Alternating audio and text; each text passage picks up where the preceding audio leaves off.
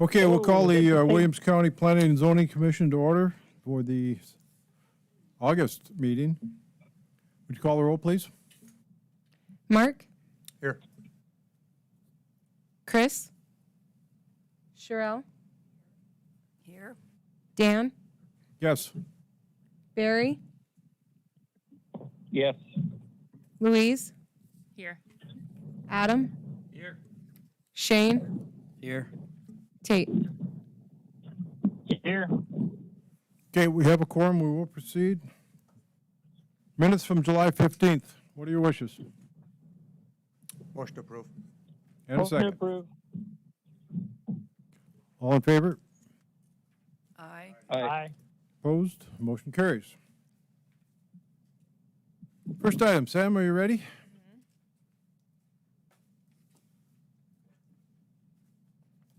Good evening, Commissioners. Sam Miller with County Planning. So the first and only public hearing item is LU-0108-21. This is a request on behalf of Transport Me. It's a company requesting a zone change to rural commercial and a conditional use permit for a caretaker's residence on an existing eight acre parcel. The property is currently zoned residential, and beside this request, it would be updated to rural residential with our comprehensive zoning map update. However, because this request is coming in as rural commercial, we are considering that today. This is in the comprehensive plan employment zone, so that means we had our comprehensive plan done a few years ago, and it's supposed to map out projections of what uses are going to occur in certain areas in the future up to 2035, I believe it is.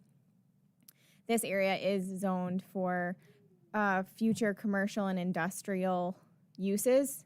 That doesn't mean that everything has to go to that. It's just a corridor that would benefit from commercial or industrial uses in the future. So I included that in my report. Just an overview of the project. The applicant is here as well if you have more specific questions, but I'll just give you a general overview. So the rural commercial zoning district would allow for a commercial parking lot for transportation buses. These buses will serve Williston Basin School District 7 and Williston State College. A commercial parking lot is listed as an incompatible use when abutting residential uses. So staff is requesting that they do some buffering if this were to be approved in terms of, that would include a fence and then possibly landscaping in the future. The conditional use permit is for the caretaker's residence. So currently on the home or on the property, you'll see that it looks like from the outside a storage building, but there are living quarters within the inside of that. And so that would be used as the caretaker's residence, and then the commercial parking lot would be outside. In your packet, there is a site plan listed. It's a pretty rudimentary site plan, but that's what we have. We have received comment from Joel Wilt. He is the transportation engineer at North Dakota Department of Transportation. So he got back to me on Monday, and so I put his comment on the desk up there. Basically, what that comment says is they're looking to minimize access points in this area. There's already quite a few access points that come on to Highway 2, which is a concern for DOT. They don't want to add more, and adding a commercial use would change the nature of that access point. It wouldn't be used just for residential purposes anymore. Having buses coming in and out of that access point would change the nature of the access point. So we haven't really gotten into specifics with Joel. He's been in meetings all week on what that would look like, but he did mention to me that they're trying to abandon the existing access in the future. And so that poses issues in and of itself because there's residences that use this access point. So Wayne and I kind of talked about this. We don't really know how to approach the abandonment itself, but we do know that a commercial use would change how the access point is currently being used. I have a little PowerPoint presentation. I just went out and took some site photos, some additional ones that aren't included in your packet. Raphael, do you want to put that up? Yeah, so I apologize for these pictures. They're not the best, but this is approaching the access point from the east heading west. Next slide, please. This is the access point itself. So you can't really tell, but there is a slight decline as you're heading into this approach. And then, okay, turning in.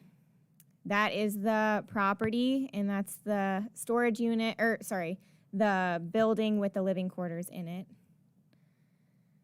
That's looking back at Highway 2 from that approach.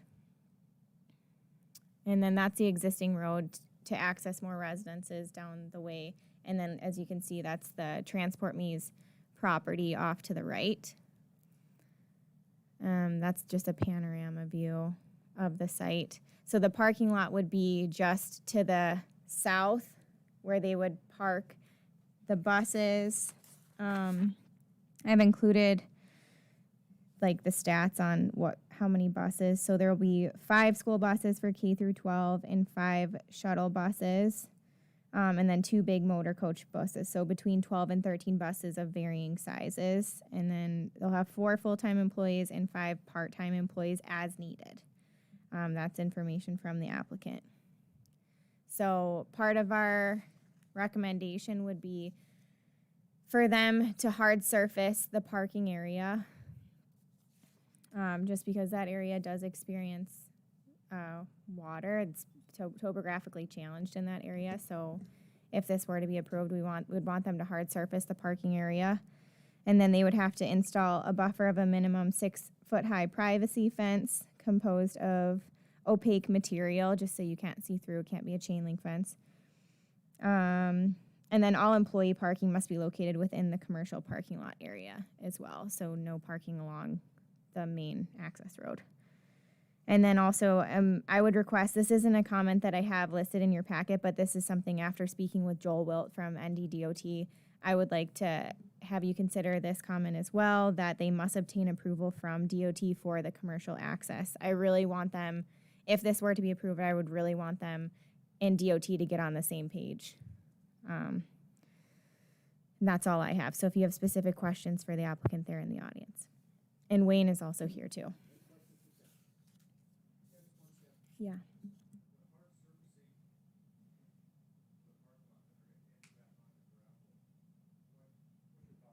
So, yeah, good question. So hard surfacing could be gravel. We just don't want them to be parking on grass. Right. It could be crushed asphalt, it could be gravel. And that's something I'll discuss with Wayne too on what he thinks is best.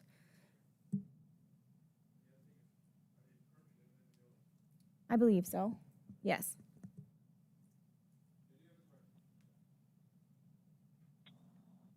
I'll open the public hearing. So where's going to be the approach to get into the parking lot? You have to drive by the house? It would actually be before, based on the site plan, and I think it's included in your packet. Yeah, so it would be just to the south of the building is where they would create the approach off of West Round Prairie. Yep, so then keep going, no, not the existing one, just to the south of that. Yeah, and then they'd kind of make, and have a parking. Is that correct? Yeah,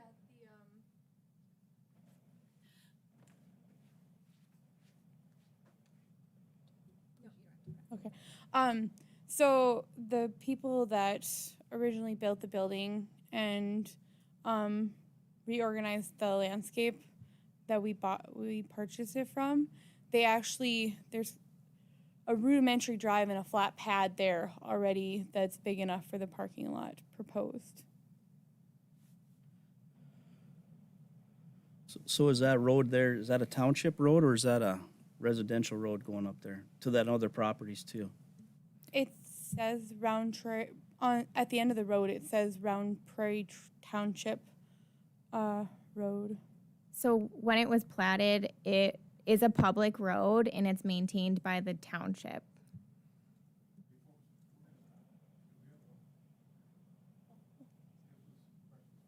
Oh, okay, sorry. Got you. Okay, we're going to open the public hearing, and then we'll call for comment. Would you like to continue now that we have the public hearing open? My name is Ruth Adekunle. My husband is the one that made the request, Adamola Adekunle.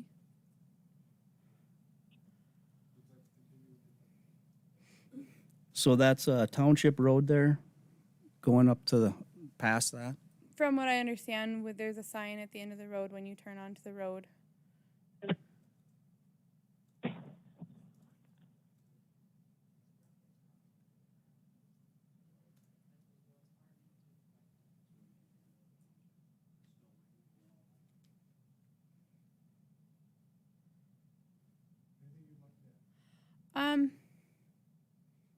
Well, first, thank you for allowing me to come here.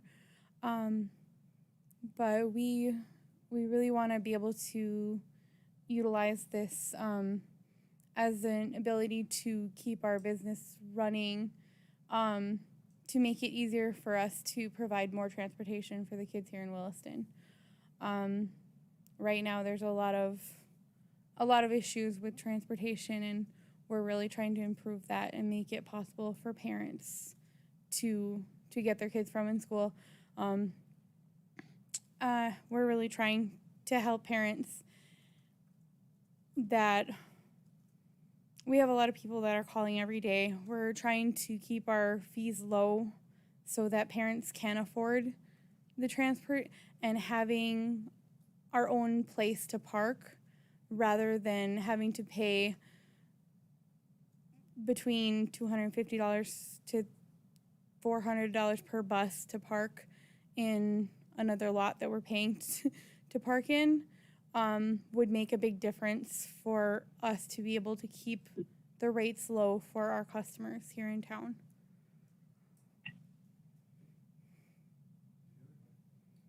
Where are you currently storing all your buses at?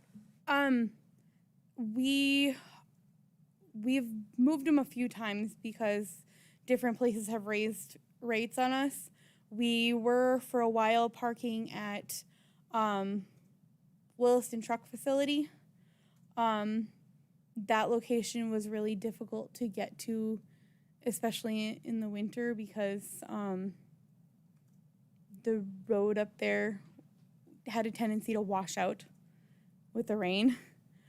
And then they raised their prices to what we couldn't afford.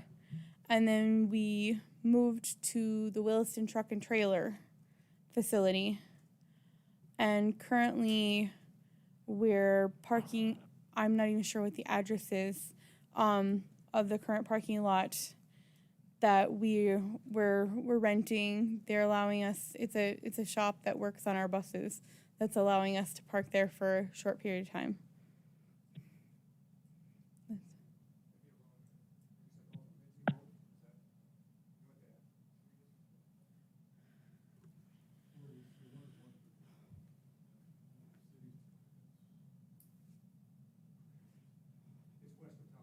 Yeah. No.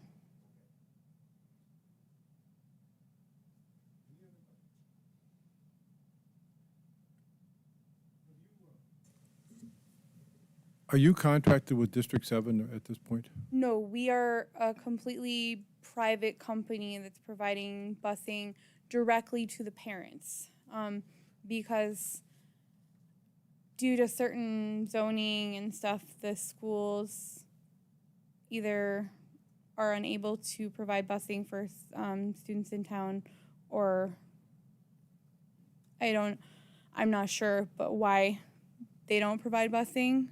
But we saw a need, and we strive to fill that need and help the community. We wanted to make a positive impact on the community. We're trying to provide jobs for people to drive for our buses and try to help the parents that really need it.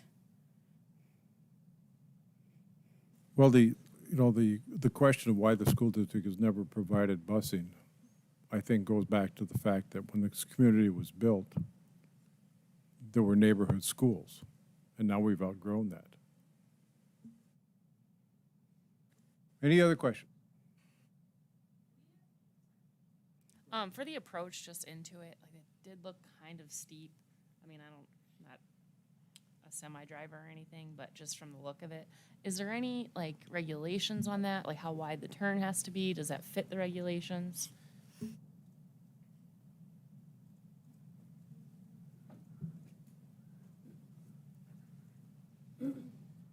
Right there, Wayne Crow. The access itself works fairly well. What they've done is they've cut back on the west side, and so as you approach it, you have good sight distance either way. The traffic is fast; it's 65 miles an hour through there, and with the loose gravel, if you're trying to get out of there, maybe you'll spin a little bit. But I think. The additional traffic that Sam mentioned, that Joel's concerned with, is a big consideration in that if that access point is terminated by the DOT, then you would have to build another road, and either to the west or to the east. And that's all private property, and so you'd have to secure right-of-ways. You'd have to build a road that's to county standard because of the nature of the use. And so it's a pretty big task should the DOT decide that that access point can't stay as it is. Thank you, Wayne. Anything further? I will close the public hearing and we'll turn it over to the board. Questions? I'd like to address this issue. The person who owns this property, which is located inside of a rural subdivision, it's a residential subdivision, and this is one of the lots in there. There are 3 homes on the end of this road, and there's a property right east of them, and another property to the northeast, all of kind of bordering up against this. The person who owns this has tried 3 times to sell this to people, each time representing to the person she was selling it to that they could put a commercial business in there. She put a shop in there. She built that shop. And then she tried to market it as a commercial building, as a commercial lot. Each time she was told that it's within a rural subdivision, a residential subdivision, and that it can't be a commercial property. You don't put commercial properties in residential subdivisions. That's one of the issues. I've been contacted by people living up the road from here who are saying, what in the world are you thinking? We can't have a commercial property at the end of this road. So that's an issue. The third issue is when the traffic coming from the east, there is barely a quarter-mile visibility. It doesn't show in your pictures, but that's fairly a steep hill. So if you're driving a semi 65 miles down there and you come to the top of that, and there's a bus pulling out, there is no way they can stop. I've personally witnessed, I can't tell you how many near misses up that's up the hill from it, which actually has a little bit better visibility. And so it's a very dangerous intersection. I don't know how DOT thinks they can do away with it because there's 3 homes there and there's no way to access them except, as you said, through private property. So unless they go out through somebody's field or something, I don't know what they're going to do. But this is totally not a good place to put a business, especially one driving buses in and out onto the highway. It's dangerous. Were there any township comments? Yep, so that's included in your packet. Township did recommend to deny, and their comment was, this is located in a residential development. A commercial operation is not appropriate.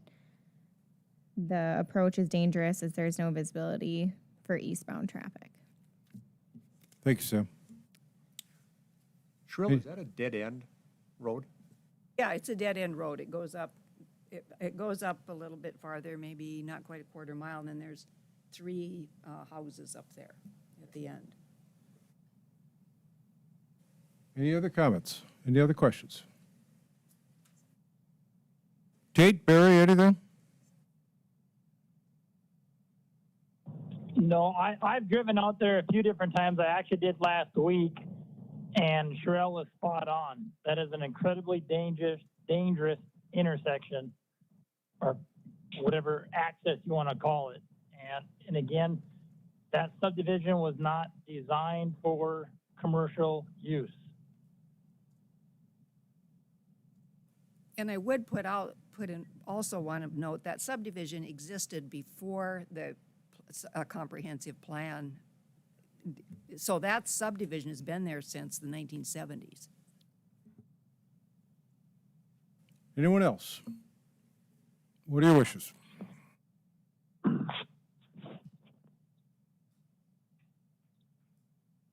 I move to deny. We have a motion to deny. Is there a second? I'll second. Seconded by Louise. Further discussion.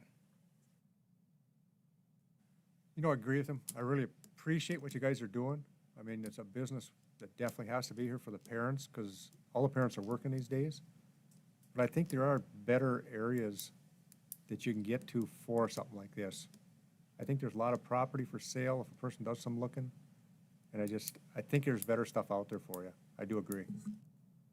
And I think that the person who stole this to you, there ought to be some kind of a consequence for that. I hope if you were dealing with a realtor, the realtor ought to be reported for in it not telling you this can't be commercial. I would agree with that statement, yes. Roll call vote. I agree with that comment, and I'm in the business. Absolutely agree with you, Sherelle. So whoever did this, shame on them. Roll call, please. Mark, Yes. Tate, Yes. Barry, Yes. Sherelle, Yes. Louise, Yes. Adam, Yes. Shane, Yes.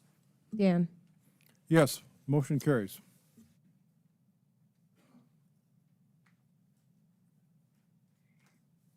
Discussion items. Yep, so, Thank you, Wayne. So staff, we drafted up an ordinance amendment for the second dwellings that we talked about at the last meeting. If you guys want to look over that. This, we figured this would help like resolve the issues when somebody buys a piece of property and there's a CUP on it for a second dwelling, and then they would have to come back to us again. You know, that's kind of ridiculous. So we thought this would help resolve those transfer issues there. So if you guys want to look over that ordinance, and then hopefully we can make a motion next meeting to approve or deny if this should go forward.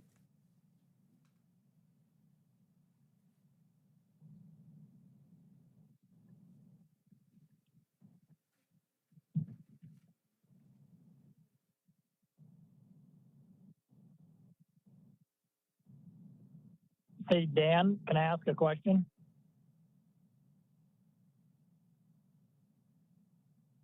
Go ahead, Tate.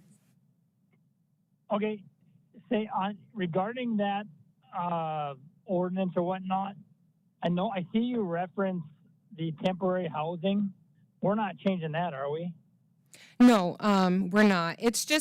We're just going to allow for additional dwellings to be in the agricultural district, which, you know, the parcels are over 40 acres.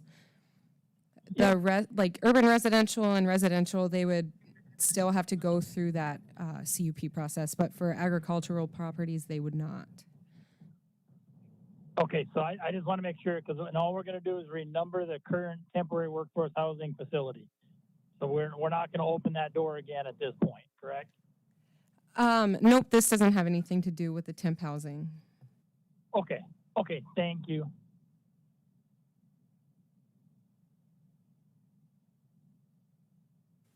Any comments on the ordinance? Anything you want to add, Rachel? I might actually have to ask Sam about that temp housing.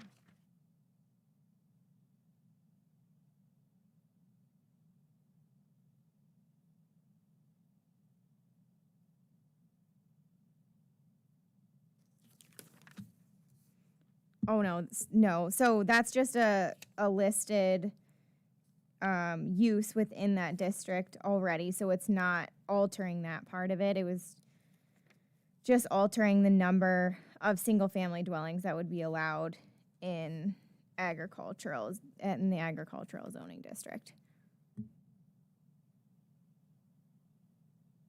So when you're saying agriculture, be strictly farm use.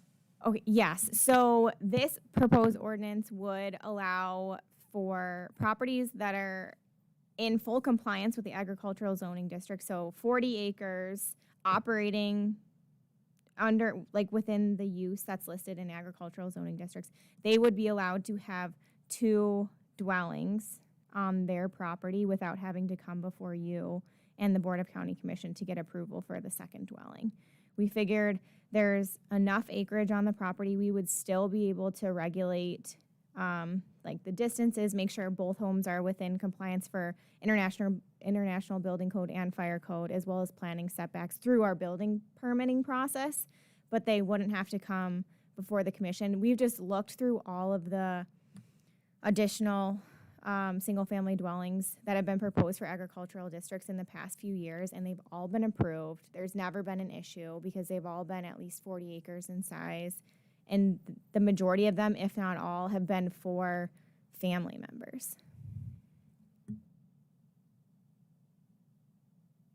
Any other questions?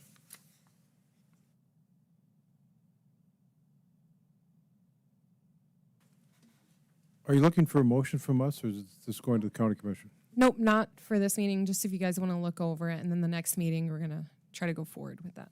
Yeah, this was proposed just coming off of, I think it was May or maybe it was June, when we talked about, I think it was Barry or someone who had mentioned, man, we're seeing a lot of these CUPs for additional dwellings in agricultural. Is there something that we can do? And this was our response to that, is amending our ordinance to allow it just in ag. So you'll still have the ability to make a decision on rural residential and urban residential for single family or for additional dwellings, because we think those are a little bit smaller properties. It could get a little tight to have 2 houses on one lot, but in ag, 40 acres, in our opinion, is more than enough to have 2 homes on the property, especially for ag use. Yes, I would say this is a good thing, because most of the farmers around are getting a little, a little grayer looking, and the children are moving or going to take over the farm, and there's plenty elbow room on the farmstead. So I don't see where I don't really see where we would have an issue with any of the actual ag requests myself, but. And something else I just wanted to point out too, I don't know if Rachel had covered this too, but so as you know, when a CUP for an additional dwelling is approved, it's in the name of that applicant.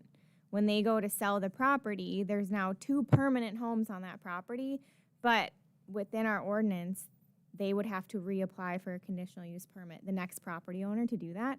So this ordinance actually helps that a little bit, because now within ag, you can just by right have 2 homes, and that next so let's say a father transfers it into his son's name. Well, within our current ordinance, that son would then have to apply for a CUP for an additional dwelling. So now, because it's allowed to have 2 homes in ag, he could just have 2 homes in ag and they can transfer the land. But no more than 2. Correct. It just is for 2, not to exceed 2 dwellings per lot, as long as the lot is over 40 acres. Or 40 or more, that should say. Any other questions? Any other items to discuss? So, just for so if for some reason, one of the bigger operators around were gonna retire, gonna maintain the place at the farmstead, and he's got 2 children that are gonna take over the farm, would there be would they have to have a CUP for a 3rd residence? Like, because some of these farmsteads are, they're 80 acres. Between the bin site and the tree rows and stuff, they're huge. they're half the size of the town of Ray. Well, clearly there'd be enough room for, you know, an additional home, but would that be possible, or is that going to be an absolute no, or what? I mean, we can discuss it. My thought was that 2 would be acceptable, and then 3, you would just subdivide at that point to create your own legally created lot for that third person. I mean, it would honestly be really difficult to get financing for 3 homes on one property. But yeah, it can be something we explore a little bit too. Yes, I didn't think of the banking end of it. Yeah, you're right. So, but I mean, there would be a way to, in the future, if that were to ever happen, it's not just an absolute, no, you can't do that. Yeah, we can put some language in there, not to exceed 2 dwellings, and then maybe within the conditional use, just put additional dwellings. So they can apply for an additional dwelling through a CUP if that's something they want. Right, because the farms just are getting bigger and bigger, and you know, it takes more help, and you know, generally the 2 boys or a daughter and son or whatever, you know, I mean, just as long as the children aren't going to get boxed out of being able to live at the home place. Yeah, and we have seen that. Actually, I can think of a few recent ones where the parents had given their kids each 5 acres, and they had subdivided out those 5 acres, and those kids had put homes on there too. So, yeah. I think that's a better way to do it. Subdividing is a little bit safer of an option. The land transfer is a lot easier. I think after you go by 2, then you become a commune. There's a possibility of that. Another thing I think we need to look at, though, is with all of the transient labor coming in. So just let's use Mr. Kaylaw as an example. You've got a place for your hired people, but say you get guys and gals, so maybe you have to have 2 places for them, plus one of your children wants to come back and live. I mean, some of that stuff we got to take into consideration, because say if they're the Africans that come in and they're here for 8 months. So we actually allow seasonal help in agricultural zoning districts. We just allow that to exist. So it would be, you could have a temporary like housing facility for your seasonal help, and then also have an additional permanent dwelling for your kids. And under this ordinance, that would be okay. So I guess that would be a way around the 3 dwellings. They had already covered that, but in a really good manner, by the way. Staff. Okay, so we'll tweak this a little bit, add in, we'll kind of discuss too the additional dwellings beyond the 2 as a CUP. And then I'll have Karen, our attorney, Cameron, and then Doug, building inspector, look this over again. So the next time you'll see this, it'll probably be in its final form at a public hearing. Thanks. Is there a motion to adjourn? Motion adjourned. We're adjourned. Thanks, Dan, for covering. I appreciate it. Good night. Bye, guys.